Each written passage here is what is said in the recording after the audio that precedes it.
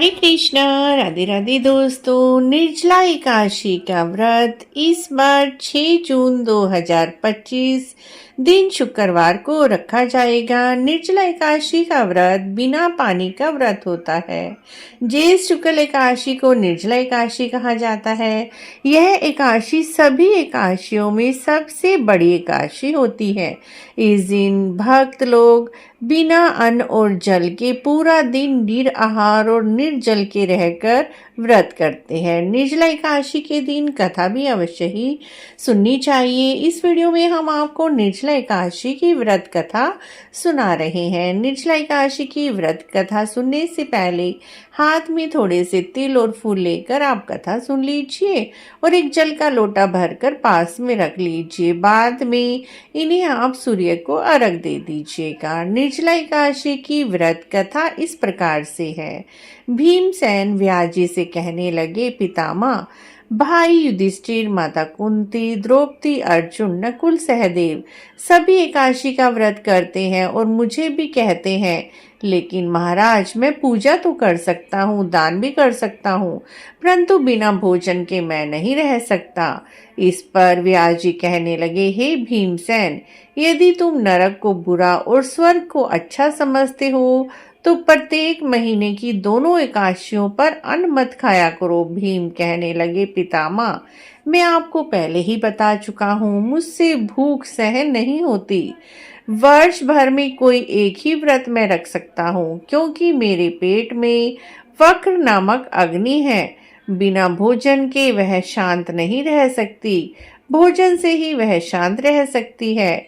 इसीलिए पूरा उपवास तो क्या, मैं एक समय भी बिना भोजन के नहीं रह सकता। अतः आप मुझे कोई ऐसा व्रत बताएं जो वर्ष में केवल एक बार ही करना पड़े, मुझे स्वर्ग की प्राप्ति हो जाए।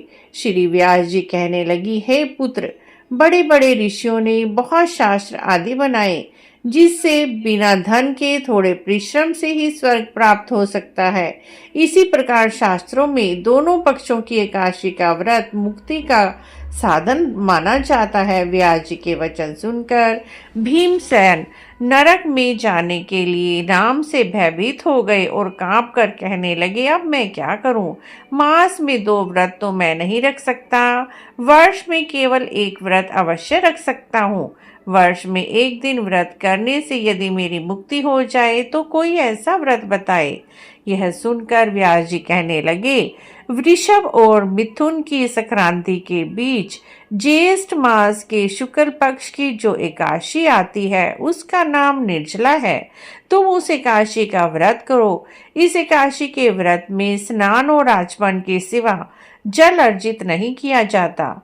आचमन में 6 मासे से अधिक जल नहीं होना चाहिए, अन्यथा वह मधमास के समान हो जाता है।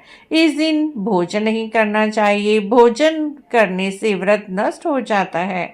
यदि एकादशी को सूर्योदय से लेकर द्वादशी के सूर्योदय तक जल ग्रहण ना करें तो उस एकादशी का फल 24 एकादशियों के फल जितना ही होता है। द्वादशी को सूर्योदय से पहले उठकर स्नान करके ब्राह्मणों को दान आदि देना चाहिए। उसके बाद ब्राह्मणों को भोजन कराने के बाद स्वयं भोजन करना चाहिए। इसका फल पूरे एक वर्ष की 24 एकादशियों के बराबर होता है। व्यास जी कहने लगे, हे भीमसेन, यह तुमको स्वयं भगवान ने बताया है। इस एकादशी का पुण्य समस्त तीर्थों और दानों से अधिक है। केवल एक दिन मनुष्य निर्जल रहने से पापों से मुक्त हो जाता है। जो मनुष्य निर्जल एकादशी का व्रत करते हैं उनकी मृत्यु के बाद यमदूत आकर नहीं घेरते, वरन भगवान के पार्षद उन्हें पुष्पक विमान में बिठाकर स्वर्ग को ले जाते हैं। अतः संसार में सबसे श्रेष्ठ निर्जला एकादशी का व्रत है। इसीलिए यत्न करने के साथ इस व्रत को करना चाहिए। इस दिन ओम नमो भगवते वासुदेवाय मंत्र का उच्चारण करना चाहिए और गोदान करनी चाहिए। इस प्रकार मित्रों, जो भी निर्जला एकादशी की इस व्रत कथा को सुनते हैं, पढ़ते हैं, उन्हें सभी पापों से मुक्ति मिलती है और अपार धन संपदा की प्राप्ति होती है। अपरा जैसे कि नाम से ही पता चल भगवान है, आज अपार मैं धन, निचला सुख व्रत करता समृद्धि हूँ, देने दूसरे वाली, दिन भोजन यश करूंगा। कीर्ति मैं देने इस वाली व्रत को अपरा श्रद्धा अपरा पूर्वक करूंगा। एकादशी। अतः इस आपकी बार कृपा अपरा से एकादशी का मेरे व्रत सारे 23 पाप मई नष्ट हो जाएं। इस दिन 2025 जल से भरा दिन शुक्रवार एक को घड़ा रखा जाएगा। भी अगले दिन शनिवार देना को व्रत चाहिए, का दान पारण करना सुबह चाहिए। जो मनुष्य इस व्रत 5:50 को से करते हैं लेकर उनको 8:55 करोड़ों तक किया जाएगा। फल आशा है सोने आपको के यह छोटी दान सी का जानकारी फल अच्छी मिलता लगी है। होगी। जो इस अच्छी दिन लगी है तो आप यह हमारे गादी चैनल को करते इसी हैं तरह की और उनका फल जानकारी तो के लिए वर्णन जरूर भी नहीं सब्सक्राइब किया करें, जा लाइक करें, सकता। वीडियो को इस शेयर भी एकादशी के करें। व्रत से कमेंट बॉक्स में मनुष्य जय श्री कृष्ण विष्णु अवश्य लोक को लिखें। प्राप्त होते हैं। जो मनुष्य इस दिन अन्न खाते हैं वे चंडाल के समान है और उन्हें नरक में जाना पड़ता है। जिसने निर्जला एकादशी का व्रत किया है वे चाहे ब्रह्म हत्यारा हो या चोरी करने वाला हो, गुरु के साथ द्वेष करने वाला हो, परंतु इस व्रत के प्रभाव से वह स्वर्ग को जाता है।